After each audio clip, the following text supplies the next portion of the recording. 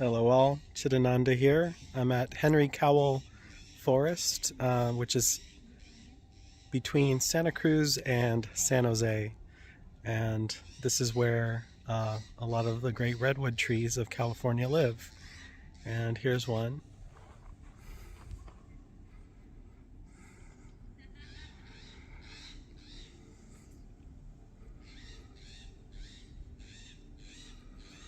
Some of these become about 350 feet tall.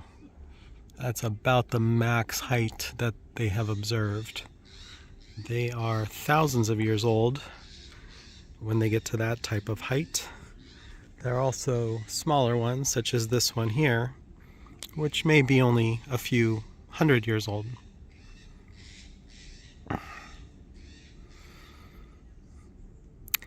And I've learned a lot about the redwood trees over the years. Beautiful facts about these amazing beings. And there really is a feeling when you meditate next to them.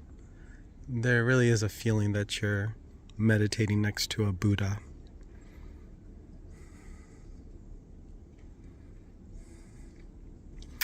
One of the most unique and interesting things about them is that they have multiple adaptations for survival. That's how they live to being thousands of years old. This growth here that you see, that's actually tiny redwoods. They're coming off the same, I believe they call it a root burl, and it's their root, part of their root system. There's a lot of growth tissue at the base and under the soil here, and these roots are going to go down for long ways in different directions as well.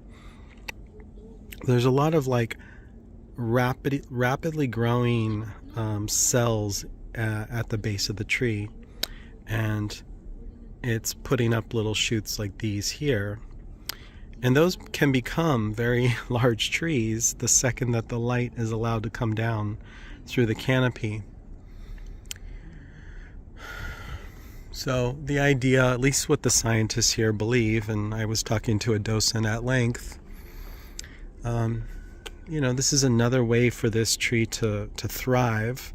For example, if a large thunderstorm, lightning takes off the top of this very large tree, then it would still have these other shoots that could start to grow up. And they actually grow fairly rapidly. I think it's amazing how I'm not recalling the amount of growth you can get in a year or two. But so these would then start to shoot up. Another adaptation, I learned this from a docent and scientist at Big Basin redwood trees, Redwood Forest, which is about 30-minute drive from here. That's a burr. That's a burl right there. And you might get a cutting board made of burl wood, and it has all this really unique pattern in it. It's high growth material. It's where I believe the cells of the tree can divide and grow much faster than the rest of the tree. And it's very interesting. I really think of this tree as an investor. It has put a little bit of energy into creating a little bit of burl there for the future in case it is helpful. And the scientist at Big Basin explained that in a flood, if the water rose all the way up the trunk to about this level, then this burl would become active and would put down roots and or sprout out like a whole new trunk. And another diversification of assets, if you will, to then spring up and grow to the sky and photosynthesize and create food for the whole tree. The very other beautiful and interesting thing, and I've already alluded to it, is many of the redwood trees here, you'll see 3 or 4 or even 7 of them growing together. And it turns out that in that case, it's most often up to 7 different trunks coming from the same root system. And I asked the docent here, I said, So is that the same tree? And she had a scientific way of saying basically what I'm about to say. Essentially, genetically speaking, it is the same tree. So you can think of a trunk as its separate entity of another trunk, but all the trunks are the same tree. Very interesting.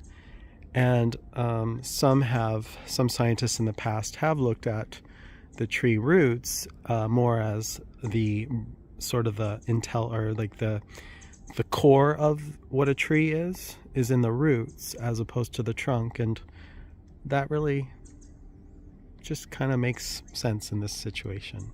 Who knows what's really true, unless you're a tree whisperer. If you're a tree whisperer, please reach out to me and would love to chat.